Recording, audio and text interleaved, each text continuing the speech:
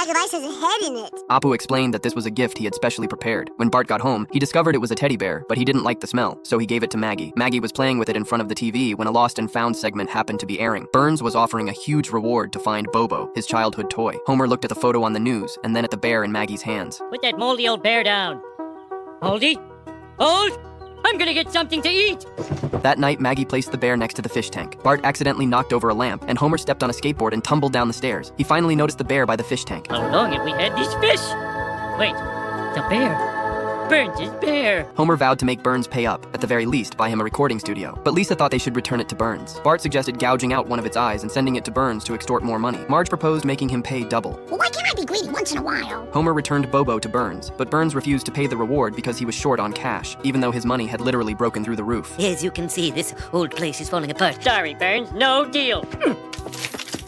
But Burns believed Homer wouldn't last long before giving in. Sure enough, Homer regretted it as soon as he got home. The whole family did everything they could to stop him. Soon, Burns showed up at their door in person. How much do you want? $1 million and 3 Hawaiian Islands. He was willing to pay any price, as long as they handed over Bobo, but Maggie clutched the bear tightly and refused to let go. Homer struggled mightily to wrestle it away. On one side was the aggressive Burns and wealth within reach. On the other was Maggie, crying heartbroken. Here you go, Meg.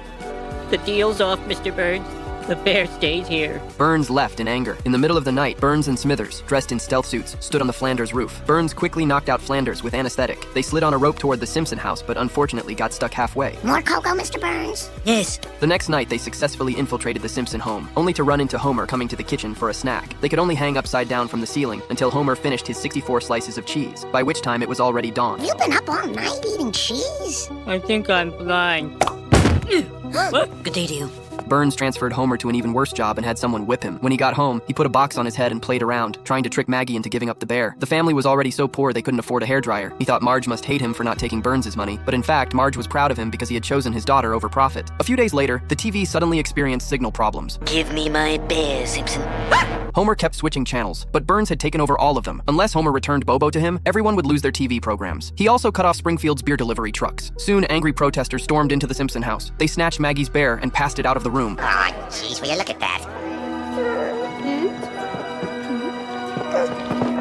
Then they realized they were bullying a baby, so they unanimously returned the bear to Maggie. Burns' plan had failed. He had no choice but to come to the Simpsons' house once again. But Mr. Burns, it's not my bear. It's Maggie's. Burns could only approach Maggie. Maggie hugged the bear tightly and shared her pacifier with him. Burns tried to snatch Bobo away, but he was no match for Maggie at all. He could only give up on Bobo, but he still hoped Maggie would treat Bobo well. Maggie returned the bear to Burns. For me? Bobo? Well, we didn't get any money, but Mr. Burns got what he wanted. Marge, I'm confused. Is this a happy ending or a sad ending? It's an ending, that's enough.